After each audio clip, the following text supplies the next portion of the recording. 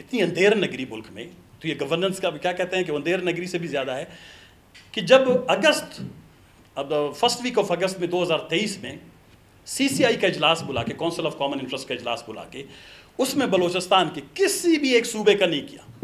بدبختی یہ ہے، لاوارث صوبہ لوگ اس کو سمجھتے ہیں. 70 لاکھ کی آبادی بلوچستان کی کم کر دی گئی. نقصان کیا ہوا آپ کو پتہ ہے؟ کیونکہ نیشنل فائنانس کمیشن کے تحت ابھی تک بھی 82% پاپولیشن بیسڈ آپ کو سالانہ 150 ارب روپے جو ہے آپ کا نقصان ہوا. آپ کی 9 سیٹیں قومی اسمبلی میں کم ہو گئی. وزارت پیٹرولیم میں گیا بلوچستان کے حوالے سے، میں نے کہا بلوچستان کا چیلنج گورننس کا نہیں ہے، بلوچستان کا چیلنج ریسورسز کا ہے. جب ریسورسز نہیں ہے، میں تو کوئی مولوی بٹھاؤں، آفس بٹھاؤں، فرشتہ بٹھاؤں، وہ کہاں سے ڈیلیور کرے گا؟ جب آپ پر کیپٹا ایکسپینڈیچر بلوچستان کا وہ آپ دوسرے صوبوں کے برابر دیکھ لیں، آپ کہتے ہیں کہ جی ہم آپ کے رقبے اور ایریا کو اہمیت نہیں دیتے، ہم صرف آپ کی آبادی کو اہمیت دیتے ہیں، ہم وسائل کی تقسیم آبادی کی بنیاد پر کریں گے. تو میرا صوبہ یہ گورننس کا نہیں ہے، یہ نواب کا نہیں ہے، یہ سردار کا نہیں ہے. اصل مسئلہ تمہارے یہاں سے ہے. تم نے میری زمین، میری جغرافیہ، میرے پہاڑ، میرے ندی نالے، میرے جو ساحل، میری سمندر، میرے وسائل، ان سب کو تم اہمیت نہیں دے رہا. تم کہتے ہو جتنے لوگوں میں اتنے پیسے دوں گا. تو کرائسس یہیں سے شروع ہو.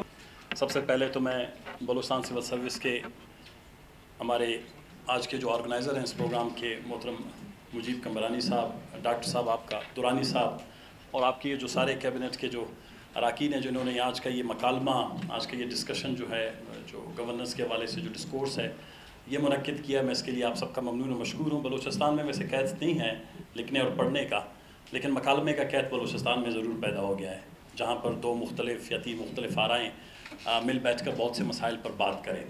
تو مجیب جان شکریہ، اور مجھے امید ہے کہ آپ اس سلسلے کو آگے بھی بڑھائیں گے.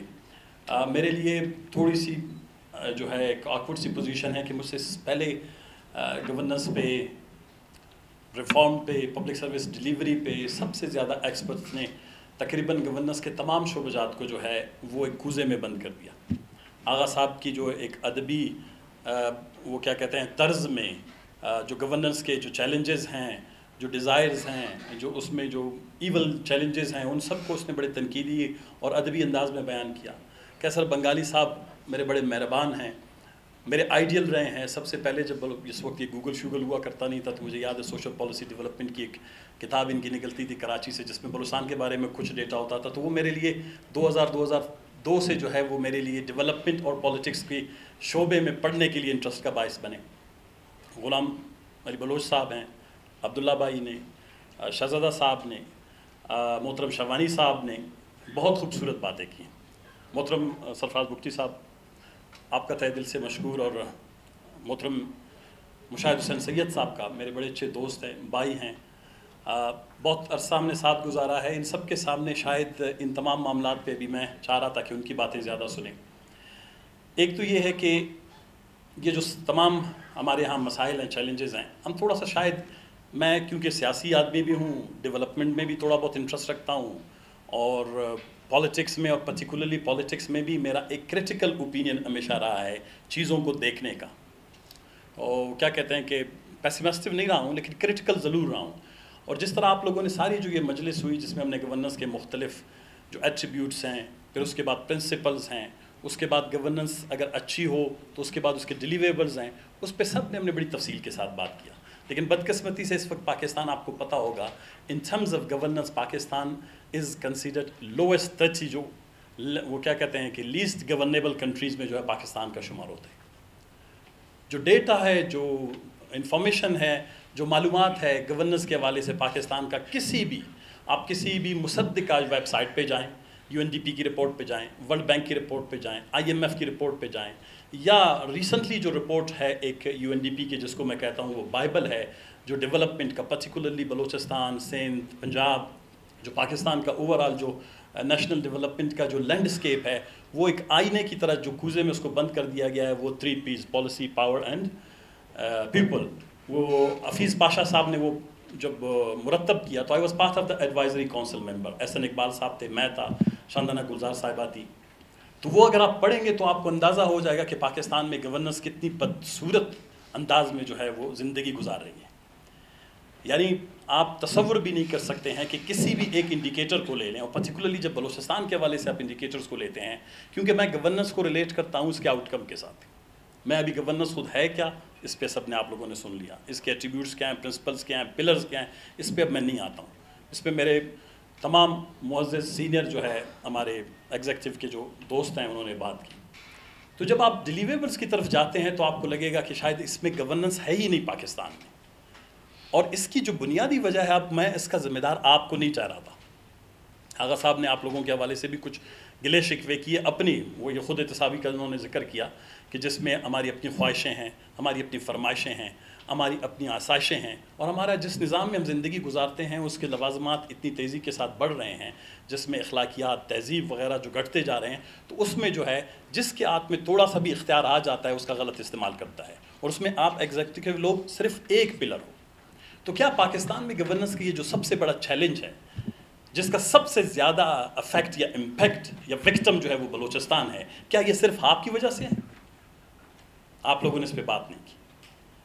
جس انوائرمنٹ میں ہم رہتے ہیں، جس اوور آل پاکستان کے پولیٹیکل انوائرمنٹ میں رہتے ہیں، ایڈمنسٹریٹو انوائرمنٹ پہ رہتے ہیں، اسٹیبلشمنٹیرین ڈیموکریسی جس کو بھی ہم کہتے ہیں، اسٹیبلشمنٹیرین ڈیموکریسی میں آپ رہتے ہیں، اور تقریباً 1970-71 کے بعد سے جب پاکستان دو لخت ہوا، جب بنگلہ دیش الگ ہوا، اس کے بعد سے پاکستان کے اندر جو سب سے بڑا گورننس کا امپورٹنٹ جو ہے کلچر ہے وہ ہے ڈیموکریٹک ٹرانزیشنز. پاکستان کے اندر کوئی بھی ڈیموکریٹک ٹرانزیشن جو ہے وہ دنیا کے اصولوں کے مطابق نہیں ہوا ہے، کسی بھی مسلمہ اصول کے تحت ہونے نہیں دیا گیا ہے، اور یہیں سے سب سے بڑی خرابی شروع ہوتی ہے. اس میں پولیٹیشنز بھی براہ راست ملوث ہیں کہ ہم اپنی کندھے جو ہیں واضح کر دیتے ہیں کسی کے لیے. اس میں ہمارا جو سب سے پاورفل انسٹیٹیوشن ہے، جو ابھی تک وہ سائیکولوجیکل افیکٹ یا امپیکٹ ہے پاکستان کے ٹوٹنے کا، سیکیورٹی کا جو کرائسس ہے، جو اس وہم سے وہ ابھی تک نہیں نکلنے پڑ رہا، وہ ہر الیکشن میں کوشش یہ کرتا ہے کہ تمام الیکشن جو ہیں وہ انجینئرڈ ہوں تاکہ انجینئر رزلٹ آئیں.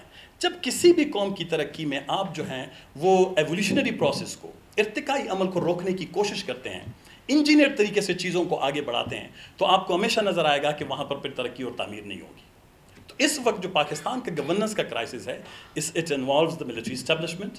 آپ کا جو ایگزیکٹو برانچ ہے وہ ہے، پولیٹیکل پارٹیز سب سے بڑے اس کے ذمہ دار ہیں، کیونکہ پولیٹیکل پارٹیز نے ہی پالیسی دینی ہے، کیونکہ پولیٹیکل پارٹیز خود امپاورڈ نہیں ہیں سسٹم کے اندر.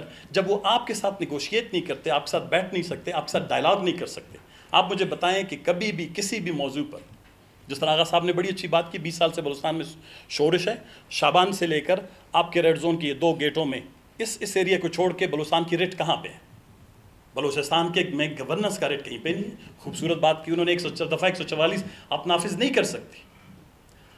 جب ایک ایسے صوبے میں جو آدھا پاکستان ہے، جہاں پر گورننس کے چیلنجز اتنے بڑھ گئے ہیں، میرے دوست میرے بھائی ذوالفقار اپنا سرفراز بگٹی صاحب اس کے ذمہ دار نہیں ہیں. یہ گریجولی 20 سے 25 سال میں ساری چیزیں ڈیولپ ہوئی. مجھے یاد ہے جب میں سینٹ کا ممبر بنا، آئی واز دا ینگسٹ ممبر، مشاہد حسین صاحب میرے ساتھ تھے، تو ہم یہاں پہ بلوچستان میں یہ پونم کی ایک تحریک ہوئی، اور پونم کی تحریک میں یہ سارے گورننس کے چیلنجز پولیٹیکل لینگویج میں، not in your technocratic language but in political language میں ہم نے فریم کیا کہ یہاں غربت ہے، یہاں مایوسی ہے، یہاں محکومی ہے، یہاں تعلیم نہیں ہے، یہاں پانی نہیں ہے، یہاں معاشی جو ترقی کا جو اکنامک گروتھ ہے وہ اسٹیگننٹ ہو گیا ہے، رک گیا ہے. بلوچستان کے اندر ہیومن ریسورس ڈیولپمنٹ نہیں ہے. بلوچستان جو ہے گریجولی ڈکلائن کی طرف جا رہا ہے. اس کو ہم نے پولیٹیکل لینگویج میں فریم کیا. جب اٹھایا اس کے نتیجے میں ہوا، جب جنرل مشرف صاحب کی حکومت آئی تو انہوں نے کہا بھائی میں نے کوئی بات نہیں سننی. بلوچستان میں جو شورش اٹھی یا بلوچستان میں جو معاملات اٹھے وہ سارے پولیٹیکل تھے.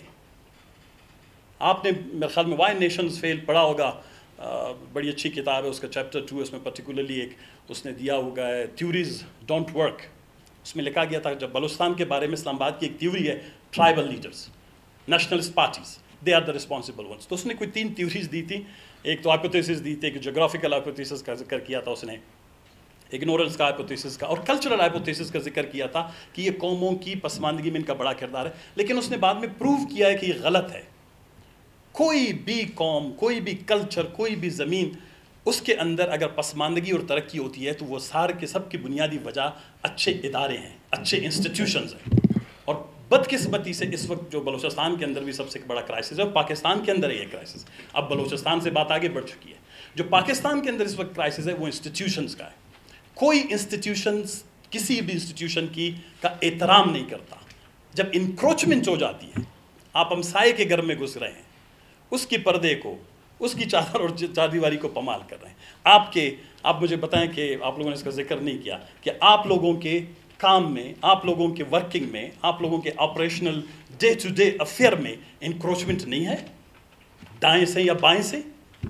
جب آپ کے پاس, جب آپ کا انڈیپینڈنٹلی آپ آپریٹ نہیں کر سکتے ہیں تو آپ کیسے ڈیلیور کر سکتے ہیں؟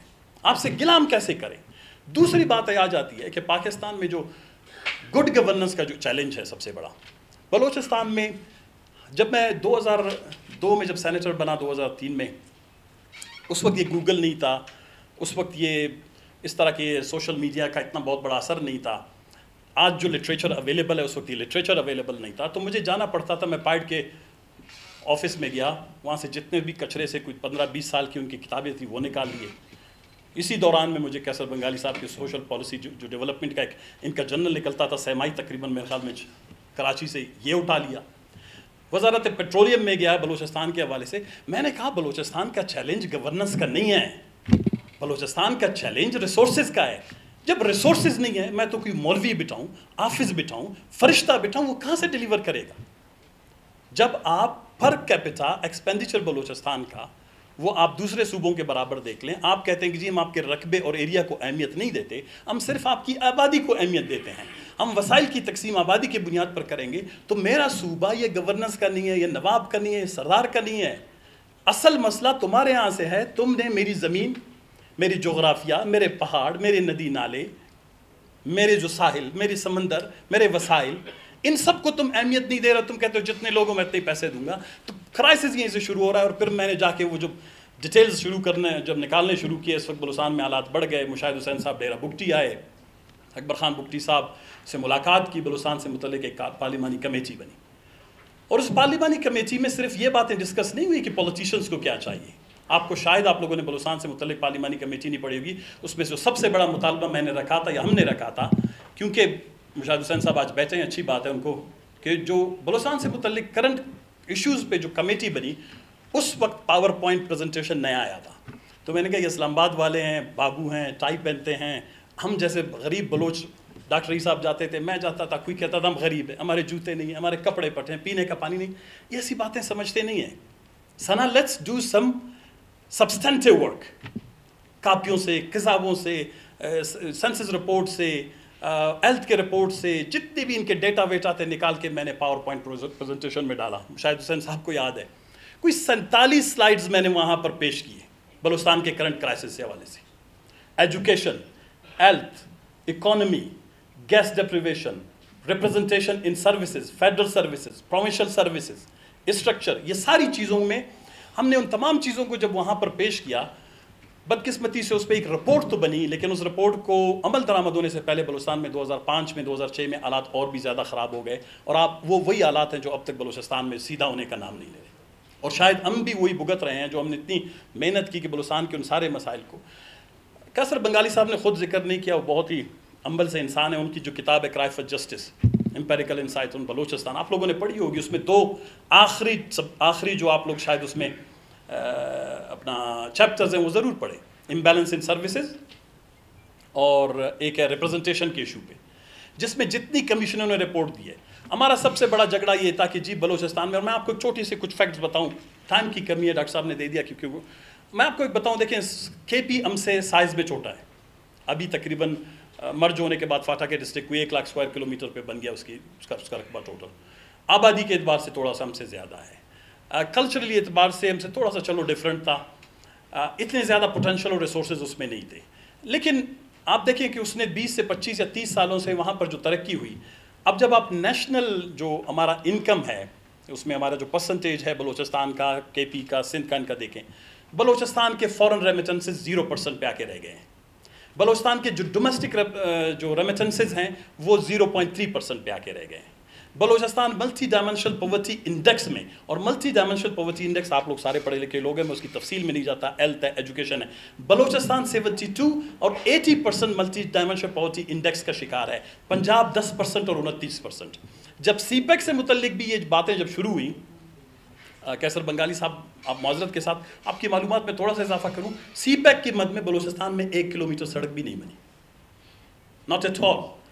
सीपेक की मद में बलूचिस्तान पाकिस्तान में जो 72 बिलियन की कमिटमेंट थी, उसमें से 40 बिलियन, 34 बिलियन, 36 बिलियन, क्योंकि थोड़ा सा बहुत सी इंफॉर्मेशन इसके बारे में इतना ज़्यादा ओपन नहीं है, जब वो आए तो उस वक्त मैंने एक आर्टिकल लिखा और मैंने तकरीबन कंटिन्यूसली लिखा, क्योंकि I was a senior adviser with the UNDP in Sierra Leone. मैंने 15 दिन किसी बीच पे जाके बैठ के ये सारा क्रिटिकल एनालिसिस किया सीपेक का। मुझे पता था कोई पॉलिटिकल लोग शायद इतना पढ़ते नहीं होंगे। Then I started writing series of articles, don में, द न्यूज़ में, वो सारे पढ़े हुए हैं। CPEC Bloch perspective, another Kalabagh dam, CPEC and security, CPEC जो दूसरे हमारे रिसोर्सेज से मुतल्लिक था।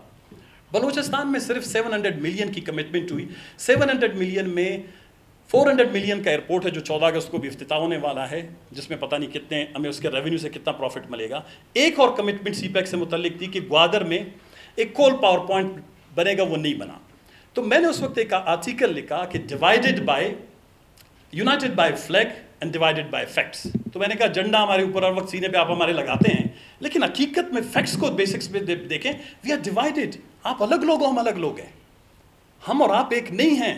हमारे बच्चे तालीम से महरूम, हमारे यहाँ सेहत का निज़ाम बहुत तबाकुन लेवल पे पहुँच गया है, हमारे अंदर इंफ्रास्ट्रक्चर है, इकनॉमिक ग्रोथ है, ह्यूमन रिसोर्स डेवलपमेंट है। ये जो मैंने कहा कि फॉरेन और डोमेस्टिक रेमिटेंसेस, इसका बहुत बड़ा लिंक है आपकी गवर्नेंस की डिलीवरी के साथ। एजुकेशन का जो ख़राब सिस्टम है वो इस लज पे ले आया है कि आपका लड़का कराची में मुलाजमत नहीं कर सकता, आप मिडल ईस्ट को छोड़ें। ये मिडल ईस्ट हमारा बास्केट हुआ करता था, एम्प्लॉयमेंट का बास्केट हुआ करता था, लेकिन हमारी जो है कुछ गवर्नेंस के कुछ इशूज़ जिसमें हम भी मुलविस हैं। तो उस वक्त हमने ये कहा सीपेक में कि divided by facts, United bye flag, the news में वो आप गूगल करें, वो आर्टिकल अभी भी आपको मिलेगा। मैंने सारे फैक्ट्स उसमें डाले। मैंने कहा खुदा को मानो, बलूचिस्तान में अगर आपने सीपेक की मद में, पाकिस्तान इस वक्त फिजिकली और डेवलपमेंट लैंडस्केप में डिवाइडेड है ईस्टर्न और वेस्टर्न रिम पे। जिस वक्त पहले ईस्टर्न और वेस्टर्न का पाकिस्तान में क्राइसिस था, अगर जो डेवलपमेंट को, इकोनॉमिक्स को, स्टेटस को समझते हैं, आप जाके देख लें। मैंने कहा आपकी सीपेक का सारा थ्रश, आपकी सीपेक की सारी मेहरबानियाँ वो पाकिस्तान के ईस्टर्न रिम में हैं। और आपके अपने मल्टी डायमेंशनल पॉवर्टी इंडेक्स की रिपोर्ट 2016 में एहसन इकबाल साहब ने लॉन्च किया था प्लानिंग कमीशन से, उसके मुताबिक 82% और 72% पॉवर्टी, मल्टी डायमेंशनल पॉवर्टी जो है वो वेस्टर्न रिम पे। वेस्टर्न रिम कहाँ से शुरू होता है? ये आपके मकुरान और मंद से लेता हुआ, चागी से लेता हुआ, ऐसे ही हमारे सारे बलोच इलाके और पश्तून इलाके, सारे मोस्ट ऑफ द KP के उसमें आ जाता है। हमने फिगर से, फैक्ट से जाहिर किया कि अगर आप पाकिस्तान के अंदर गुड गवर्नेंस की बात करते हैं, आप अच्छे टेक्नोक्रेट हैं, आप काबिल फहम लोग हैं, तो आप फैक्ट्स को देखें कि आया पाकिस्तान के अंदर अयूब खान की, वो कहते हैं कि बहुत बड़ा डेवलपमेंट का कोई वो इनकलाब आ गया था, दूसरे तीसरे हैं ये जो आपकी पॉलिसीज़ बनी थी डेवलपमेंट की और प्लानिंग की, हम उन सब से नज़रअंदाज हुए। ये सीपेक आया है, इसमें से खुदा के लिए इसका फोकस वेस्टर्न रिम पे करें। और ये हमने फैक्चुअली कि आप तालीम का कॉरिडोर बनाएं, आप हेल्थ का कॉरिडोर बनाएं, आप यहाँ पे इकोनॉमिक कॉरिडोर्स बनाएं। ये सिर्फ हमें सड़कें या 2-4 पावर प्लांट्स नहीं चाहिए थे, और अनफॉर्चुनेटली वो पावर प्लांट्स भी नहीं बने। आज पाकिस्तान के सारे जो मकरूज हो गए, कर्जे हो गए, जब देखें लगते ईस्टर्न रिम में है, गुर्बत वेस्टर्न रिम में आ जाती है। और अभी भी जो मल्टी डायमेंशनल पॉवर्टी इंडेक्स दिन ब दिन बढ़ता जा रहा है, आप देखें यहाँ पर गुर्बत बढ़ती जा रही है, इसलिए कि जो अब अपॉर्चुनिटीज़ हैं डेवलपमेंट के बहुत बड़े पाकिस्तान में, वो आने वाले 10-15 साल में नहीं आएंगे। एक हमारे साथ बड़ी और ज़्यादती हुई, जो गवर्नेंस में हमारे लोग जो दोस्त हैं, साथी हैं, वक्त की कमी है, मैं थोड़ा सा उसको मुख्तसर करूँगा। देखें, रिप्रेजेंटेशन का मसला क्राई फॉर जस्टिस में कैसर बंगाली साहब ने अपनी किताब में जिक्र किया है। कौमी असम्बली में 18 से 19 हमारे नुमाइंदे। पहली दफ़ा तारीख़ में thanks to digital media Balochistan के अंदर हर गांव के शख्स ने, हर गांव के औरत ने जो है वो मर्दमशुमारी में हिस्सा लिया। There was a wide spread campaign कि जी आप लोग इसमें शामिल हो जाओ, आपकी मुलाजमत, आपकी जो है दौलत, आपके वसाइल, सब की जो है तकसीम जो है वो आबादी से मुंसलिक है। तो बलूचिस्तान की आबादी 2 करोड़ 30 लाख 40 लाख तक पहुँची गई, और ये सेंसस कमीशन ने मई में अपनी रिपोर्ट में, अभी तक उसकी वेबसाइट पर है, हमारे ट्वीट्स भी हैं। क्या हुआ जब इसके बाद, अब देखिए इतनी अंधेर नगरी मुल्क में, तो ये गवर्नेंस का क्या कहते हैं कि अंधेर नगरी से भी ज़्यादा है, कि जब फर्स्ट वीक ऑफ अगस्त में 2023 में CCI का इजलास बुला के, काउंसिल ऑफ कॉमन इंटरेस्ट का इजलास बुला के, उसमें बलूचिस्तान के किसी भी एक सूबे का नहीं किया, بدبختی یہ ہے، لاوارث صوبہ لوگ اس کو سمجھتے ہیں، 70 لاکھ کی آبادی بلوچستان کی کم کر دی گئی. نقصان کیا ہوا آپ کو پتہ ہے؟ کیونکہ نیشنل فائنانس کمیشن کے تحت ابھی تک بھی 82% پاپولیشن بیسڈ آپ کو سالانہ 150 ارب روپے جو ہے آپ کا نقصان ہوا. آپ کی 9 سیٹیں قومی اسمبلی میں کم ہو گئی.